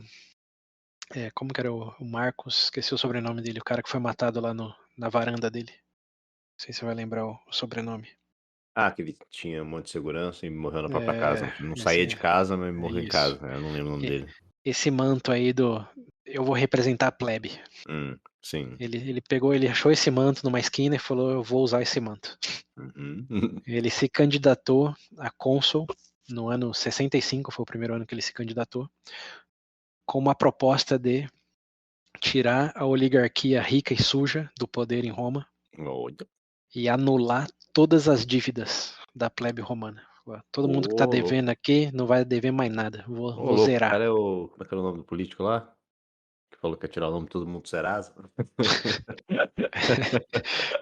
Nessas linhas aí. Ele nem foi o primeiro a fazer isso, né? Tem que deixar claro. Sim, Não foi o sim. primeiro, possivelmente nem o último, mas ele foi mais É, um que usou esse manto aí e fez essas promessas, mesmo ele sendo de uma família patrícia, a família Catilina era patrícia, mas era aquela patrícia pobre, tipo a do sul, assim, em seu momento. Tiveram um cônsul lá nas guerras samnitas para dizer alguma coisa, e ele estava usando esse nome aí, mas ninguém nem sabia mais o que significava Catilina. ok. Ele se candidatou, e nesse meio período aí, bom, quer dizer, com essa candidatura o Senado ficou alerta, né? Lembrando que ainda estava meio que na herança do Sula. Os populares ainda eram vistos com desprezo. Na verdade, existia uma censorship, como que é? Uma censura Uhum. contra afiliados a Sina, afiliados a Mário. Não existia ainda essa, esse amargor desse período. Então, ele meio que foi contra isso, falou, não, aqui é a plebe, tem que tirar os opiates, os conservadores sujos, tem que Roma para Roma. Sim. Porém, ele não era o cara mais limpo de todos. Então começou um negócio de meio que sujo falando do mal lavado. Hum. Ou falaram disso dele, porque o grande oponente dele em toda essa campanha dele, em termos de entidade, eram os conservadores, os opiates, mas em termos de indivíduo, eles tiveram que nomear alguém, né? Tiveram que nomear alguém para representar esse lado mais conservador e rico patrício de Roma. Sim. E a pessoa que eles nomearam para fazer isso é. Julinho. Não. Não, essa foi uma pegadinha explícita da minha parte. O Júlio César era sobrinho do Mário. Ah, Ele é estava verdade. Sim, sim. ele tava ali, mas ele era ligado diretamente ao Mário, né? Tanto é Uhum. que aqui um asterisco. Na verdade, a mulher dele ainda tão firme e forte? Então, a mulher dele morreu Hum. bom, ficou grávida da filha chamada Júlia Hum. e morreu no parto, tanto ela como a filha. Ah, ok. Isso foi o ano acho que 67, 66 por aí. Hum. E bom, o Júlio César ficou viúvo, não virou pai, não teve cesariana para a Sim. filha dele, ou se teve, ambos morreram, não dá para Uhum. saber. Mas ele estava ali é, simplesmente como uma continuação aí desse legado, mas a filha, a tia dele, a Júlia, que casou com o Mário, estava viva ainda e morreu nesse período. E Hum. esse era o asterisco que eu queria fazer. Em 66, se não me engano, ela morreu. E no velório dela, o Júlio César fez um discurso no qual ele citou o Mário, porque foi o marido dela, né? Sim. E aí ele citou ele, mas em luz positiva, dizendo um Hum. grande salvador de Roma, lembrando dos germânicos, dos símbrios. Uhum. Ele foi o primeiro a alterar o nome do Mário depois de décadas aí dessa Sim. censura. Aí Então deixou um aí climão, hein? deixou um climão, mas ele era tribuno militar, ele tinha a magistratura lá do pontífice, então ele meio que Sim. estava escudado. Mas ele foi o primeiro que depois de muito tempo falou, ó, Mário, Caius Mário foi um grande romano. Hum. Todo mundo meio que olhou como, Um herói. é. Mas ao O mesmo povo ouvindo tempo falar, não, lá vem. não, mas ao mesmo tempo tem que lembrar que Roma não era um bloco sólido de opiáceos, né? Como existiam Sim, pessoas sim. que sofriam com o negócio da plebe, que Hum. viam Mário como sim um grande salvador. O que o Júlio César fez foi simplesmente falar, ó, eu tô falando, vocês podem falar também. Sim. E aí, Ele só verbalizou a coisa. coincidentemente ou não, surgiram esses heróis aí com esse manto que lembra muito do Mário. Hum. E o principal deles foi esse Catilina. que no ano de 65 jogou a candidatura dele aí para cônsul, e quem o Senado, os opiates escolheram para ser o oponente dele é um cara que não é o Júlio César, mas é famoso. É um cara chamado Cícero. Cícero. Ok. Cícero. Cícero é conhecido na história como um dos grandes políticos romanos, e não um dos, senão que o maior orador da história. Ele é o cara O nome não que me é estranho. era um advogado, um intelectual, e essas eram as funções dele mesmo. Ele não era militar nem era político, era um intelectual. Ok. Ele ficou conhecido pelas oratórias dele, que claro, você encontra aí, se colocar no Google aí discursos de Cícero, você vai encontrar um monte. Então ele teve certa sorte de sobreviver, né? Os discursos dele sobreviveram. Sim. E por causa disso ele é conhecido até hoje como o maior orador da humanidade. E ele foi o oponente do Catilina. E um dos grandes artimanhas dele, claro, ele era muito bom em oratória desde esse momento, mas não só por como ele era eloquente, senão pela estratégia dele. Uma das maiores estratégias dele era difamar o oponente, porque ele tinha um vocabulário para isso. Então, era aqueles que difamavam, mas não falavam, esse cara aí não é um Zé Ninguém. Ele falava, não, esse cara é uma pessoa que tem grandes ambições, mas não tem grandes conquistas. Ele ofendia nessas linhas. Sim, ofendia bonito. Ofendia bonito. E contra o Catilina, ele ofendeu bastante, dizendo que ele era de uma família que já não tinha mais legado e que ele precisava recuperar esse legado e que o maior desafio dele era recuperar algo que a família nunca teve, que foi a glória, e que para isso ele tentava várias artimanhas, e tinha várias acusações que esse Catilina aí, como uma delas era que ele tinha fornicado com uma Vesta, que Vesta, lembrando, era tipo o equivalente a uma freira, e isso era um pecado capital, usando anacronicamente de termos aí, mas era punido por morte, você fornicar com uma Vesta. E ele era acusado de ter fornicado. Foi julgado, foi inocentado com testemunhos, mas foi acusado. Tinha uma mancha. Ficou marcado. Também tinha sido acusado de matar o próprio filho por uns conflitos aí que envolvia herança e outras coisas. Mas até aí quem não mata o próprio filho Até nessa aí não, né? história? Exato. Matar a família, né? O próprio Rômulus matou o Remo. Começou assim. A tradição, pô. Mas tinha outra mancha. E em um dos cargos militares que Catilina teve no norte da África, ele foi acusado de corrupção e de favorecimentos indevidos.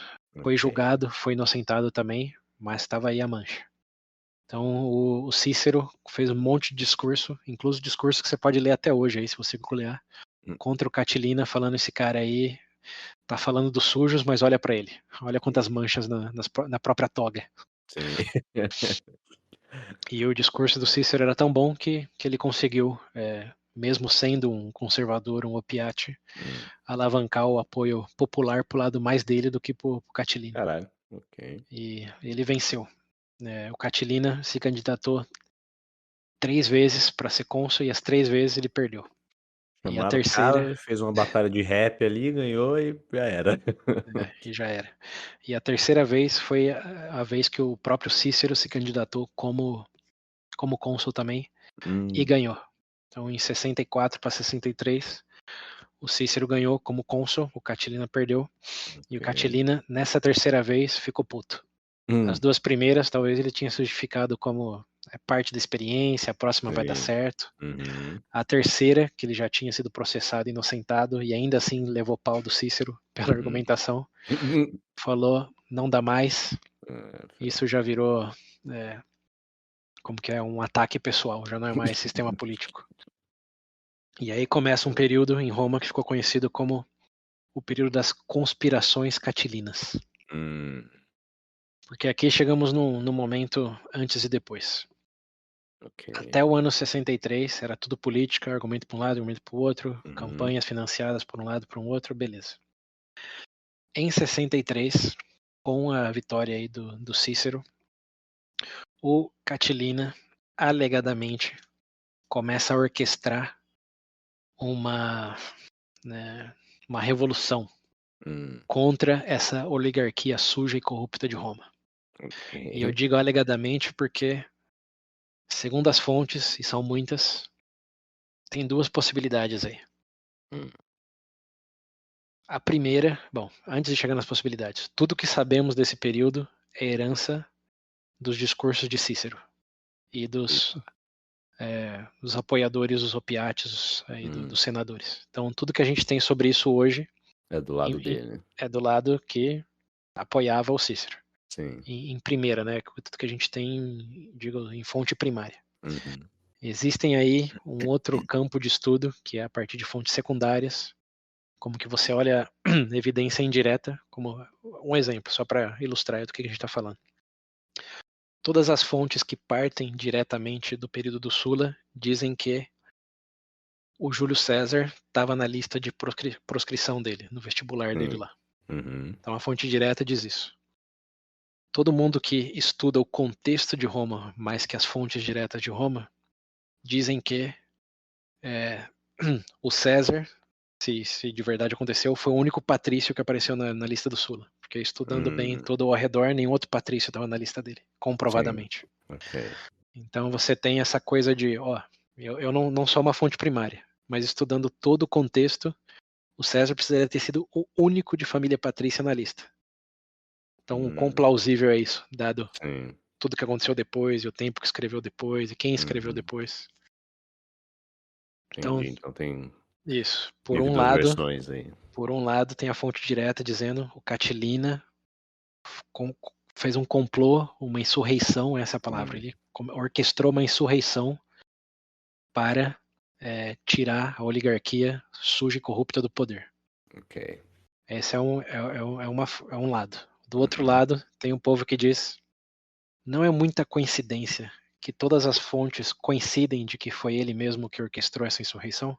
Hum. Como não pode ser que todo esse material que a gente tem sobre o Catilina e a insurreição foi forjado Hum. pelos senadores e os opiates para justificar o que acabou acontecendo com o Catilina depois? Hum. Então, Uhum. você tem que entrar Mudar nesse os fatos período. depois do, do ocorrido. É, simplesmente que foi. Por isso que é uma conspiração, porque de um lado tem ele orquestrou uma insurreição e Roma atuou contra isso. E do outro lado Sim. tem os próprios romanos conservadores forjaram evidência Essa, de que tinha uma insurreição para uhum. justificar o que eles fizeram depois. Sim.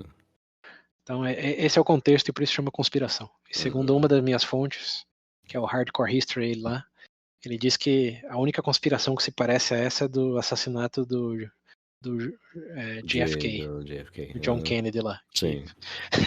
ninguém sabe realmente o que aconteceu até hoje. Tipo, Sim. décadas depois, olha que estamos falando do século XX ainda. Imagina século I antes de Cristo.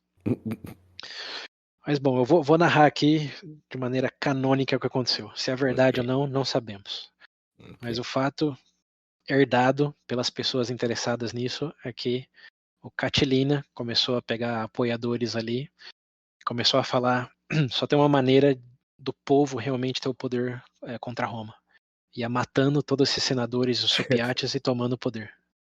Estilo Sina, estilo Mário. Uhum. Então, começou a ter reuniões, começou a orquestrar uma frente de resistência lá na Etrúria, no norte. Lembrando, a Etrúria nunca foi, por mais que fosse romanos agora, era tipo samnitas, tinha aquele amargor na boca. Então, começou a orquestrar tudo isso, mas não tinha evidência de que ele estava fazendo, não tinha evidência direta. Então, começou murmurinhos, o Cícero começou a discursar de que a suspeita disso era evidência suficiente para tomar certas ações, como exilar o Catilina e aprisionar os conspiradores, enquanto que o Júlio César aí sim aparece, lembrando, ele é herdeiro aí do Mário, do Sina, mais do lado do Populares, discursou contra o Cícero, falando todo romano tem direito a ser julgado devidamente dentro do processo e tem que ter evidência, como você não pode conjurar suspeita e punir essa pessoa, como Roma não funciona assim. Ok. Então começou a ter uma briga entre o Cícero e o César, com o Catilina no meio, que ainda estava em Roma, ele estava ali, só ouvindo todas as acusações contra ele. Bom, tempo passa, nada se materializa, até que uma certa noite o Crasso reaparece na história e diz que foi avisado de que ele tinha que fugir, porque Roma estava para ter uma carnificina, que já estava tudo planejado para que todos os patrícios, senadores, opiates fossem assassinados numa certa noite. Então o Crasso leva essa informação para o Cícero e fala, ó, eu ouvi isso, eu sou um membro respeitado de Roma, não tenho por que mentir. Você pode usar o meu testemunho como evidência suficiente de que isso vai acontecer e punir esses caras. Sim. E aí o A Cícero palavra é o chama, bastante. que é o nobre, é o Crasso, pô. Ele é o derrotador lá do Spartacus, o cara mais rico de Roma. O que ele vai mentir? Se sua casa tá pegando fogo, ué. Um acidente acontece aqui. Como você vai contra isso? Sim. Bom, resumo da ópera. Com isso, o Cícero convoca uma reunião de emergência lá, ainda como cônsul, e diz, ó, recebemos essa informação do Crasso, e lembra que a palavra contava muito nessa época, não tinha contrato, não tinha câmeras de vigilância, e usou isso para justificar executar, não aprisionar e não exilar, mas executar o Catilina e os conspiradores. E o Júlio César fala, não, estamos agindo da mesma maneira, isso daí é anti-romano. É anti-romano. Os senadores se convencem com Cícero, e depois se convencem com Júlio César de que realmente eles vão abrir precedente que não merece, não vale a pena ser aberto. Sim. E decide que um bom meio do caminho é simplesmente exilar o Catilina. Mas antes dessa decisão ser tomada, o Catilina, já não sabendo se vai morrer ou se vai ser exilado, foge de Roma e vai para Etrúria. Então aí ele, querendo ou não, já meio que fala, não quero ficar aqui para ver o que vai acontecer, foge para Etrúria. E enquanto ele está na Etrúria, já se exilou. Já se exilou. Enquanto ele está na Etrúria, uma certa delegação gaulesa, parece estar fazendo visita diplomática para Roma, é abordada pelos conspiradores aí do Catilina e são convidados a participar de um grande ataque que está por vir, né, e por parte dos insurgentes. E os gauleses têm uma grande oportunidade aí, né? Opa, eles vão atacar todo o poder romano aí, os opiates, os senadores, estão pedindo ajuda para os gauleses para fazer isso acontecer. Finalmente. Finalmente, está na visita diplomática, de repente cai isso no colo. Mas aí é uma oportunidade para ambos lados, né? Eles podem apoiar e ir junto, ou eles podem dar essa informação para o Cícero. Sim. E, já que ele estava numa visita diplomática, né? O quão bem diplomaticamente você fica depois de dar um traidor? Pois é. O que você acha que eles fizeram? Eu acho que eles deram de X9 e falaram. Parabéns, você acertou. Eles já estavam numa visita diplomática, né? Então era o que fazia mais sentido. Se eles tivessem ido lá para guerrear. Também, lá, pra quê, né? Pra que tentar de novo? Então, eles vão lá e falam pro Cícero, ó, fomos abordados com essa oferta, e o Cícero diz, excelente, era justamente o que eu suspeitava. Interessante. Eu aconselho vocês a aceitarem. Só que, quando vocês aceitarem, peçam um comprometimento por escrito. Então vai lá, fala que você tá dentro, mas pede para assinar um documento falando que vai ganhar o que seja lá que eles estiverem oferecendo, uma vez que os gauleses participarem. E é isso que acontece. Os gauleses vão lá, fala que aceita, e os conspiradores aí, que são possivelmente os piores conspiradores de todos, né, assinam um documento. Prometendo. Conheceu o cartório e falou, agora é só esperar o dia e o ataque. E com esse documento em mãos, o Cícero, obviamente, convoca todo o Senado e fala, ó, aqui está a evidência que todos estavam esperando, tem uma conspiração, quiseram essa associação e está até aqui, ó, o dia e o plano de ataque. E com isso, ele discursa novamente que tem que executar sumariamente. todos os conspiradores e o próprio Catilina, que está lá na Etrúria agora. O Júlio César diz que não tem certeza que esse documento é real. E essa é o outro lado da equação aí de que, realmente, quem garante que teve essa coincidência de gauleses tá visitando diplomaticamente ali, ter essa oferta, e de repente os caras chegam com o documento assinado pelos conspiradores de que tal coisa vai acontecer tal dia. Falou, isso tá muito suspeito, podemos prender, podemos julgar, mas tem que seguir o processo, não podemos simplesmente executar. E ele discursa, uma vez que você começa a executar, cadê a república? Tá virando ditador, simplesmente ladeira escorregadia. Sim. E aí o Senado novamente começa a se alinhar com o César, mas aí um cara que vai ser um personagem cada vez mais importante aparece, chamado Catão. E eu já falei o nome dele, mas do pai dele, Catão Velho. Lembra o Catão Velho? Isso, lembro, Catão Velho. Catão Velho era o cara que terminava todo o discurso dizendo Cartago precisa ser eliminado. E esse Catão jovem, digamos assim, ele era um ícone do conservadorismo e dos velhos tempos romanos. Ele honrava tudo que eram os preceitos dos grandes founding fathers, digamos assim. E ele discursou, depois do César, dizendo que os fundadores jamais permitiriam que uma ameaça com esse tipo de evidência sobrevivesse, que era melhor arriscar em ser precavido do que depois ser julgado por não ter tomado as ações necessárias para evitar o desastre. E esse Catão aí, como tinha todo esse legado dele aí, de que o pai dele falava para eliminar a Cartago, de que ele mesmo como pessoa era um cara extremamente limpo, como ele não era aquele cara que uma das fontes diz ele era tão perfeitinho que dava raiva de todos os outros romanos, do quão bem que ele vivia a vida dele. E em todas as cerimônias religiosas, fazia tudo que tinha que fazer. Era o exemplo. Ele era o ícone digamos, do ideal romano.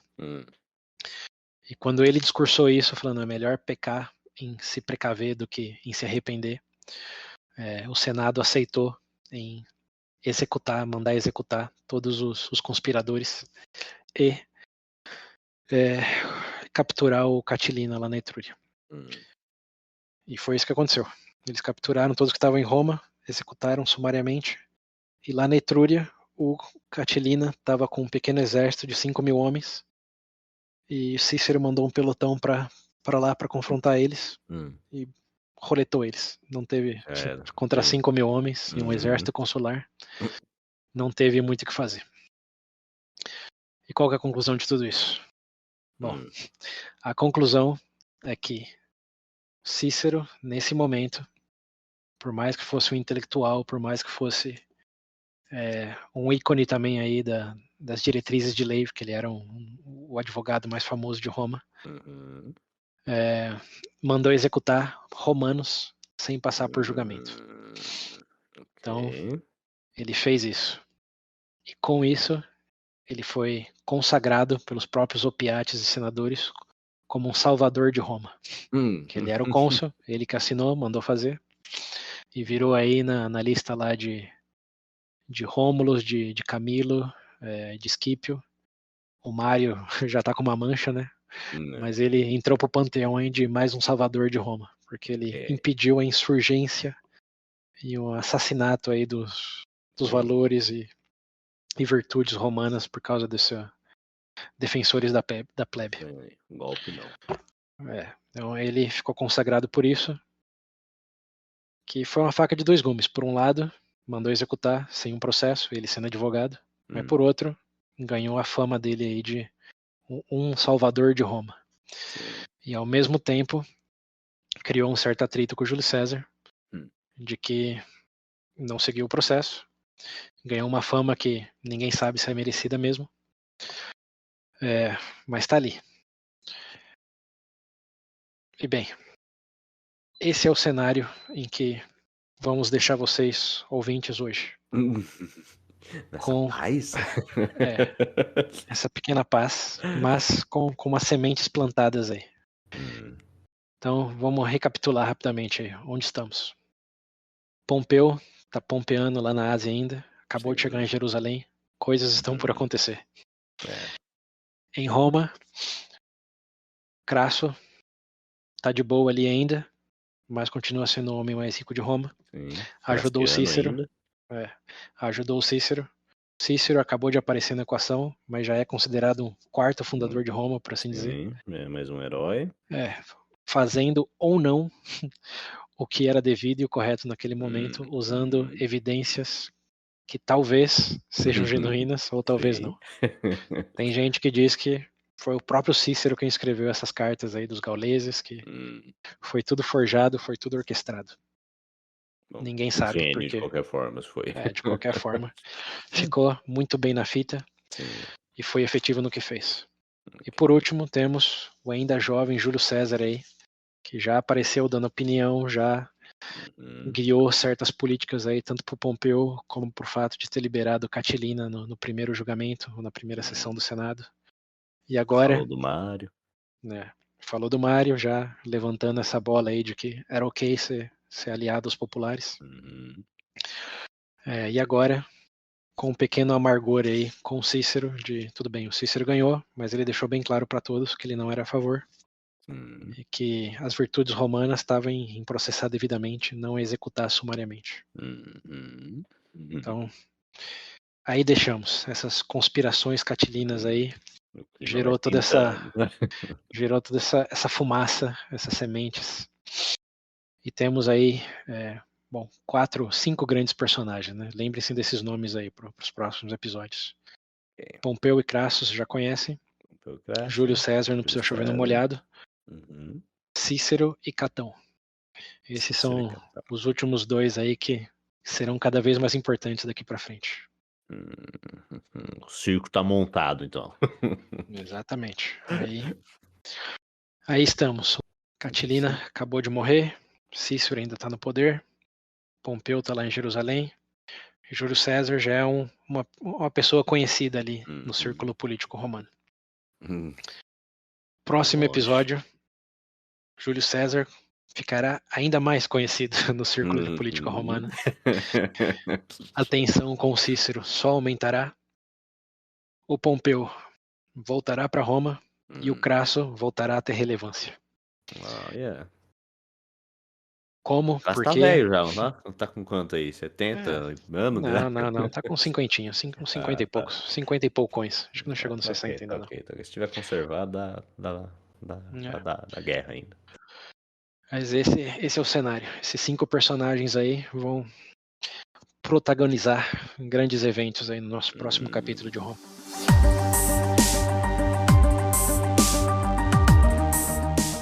Ok, very good. Mas esse capítulo foi bem tranquilo até. Então, é um capítulo mais de montagem de cenário do que de deflagração de coisas. Mas é importante, Lembrem dos acontecimentos, lembrem das tensões, lembrem dos nomes aí que acabamos de falar. Que o negócio vai pegar fogo já. Estamos chegando. Lembre-se, estamos na fase do fim da República. Eita, nós. Aí, muito bom. E esses são, spoiler, os últimos personagens do fim da República. Ok. Quer dizer, são os principais. Teremos novos nomes aí, mas eles já são nomes de transição para o Império. Ok. Mas é isso, fiquem com todo esse contexto por enquanto. Isso, tá bom. Aquela preparaçãozinha antes do clímax. A calma antes da tempestade. Exatamente, é isso aí. Bom, isso aí, como sempre, vejam as referências. Eu resumi muita coisa, principalmente da guerra do Mitridates lá, da campanha contra os piratas do Pompeu. Tem vídeos bem interessantes e divertidos sobre isso. E é isso, né? Agora continuaremos aí no próximo episódio. E muito em breve já em consonância ou sincronia com a série Roma da HBO. Eu vou martelar exatamente quando chegar nesse ponto, mas nunca estivemos tão próximos dele. Muito bom. Mas já dá pra ver a série. Ainda não, mas em no máximo 2 capítulos sim. Ok, beleza, tá ótimo então. Bom, então nos vemos no próximo episódio. Continuamos nossa aventura romana aí. E é isso. Como vocês sabem, tem nossas redes sociais, comentem. YouTube, eu acho que o YouTube é um lugar que o pessoal parece que tende a comentar mais. Então comentem lá se quiser. A gente vê. E até a próxima. Até.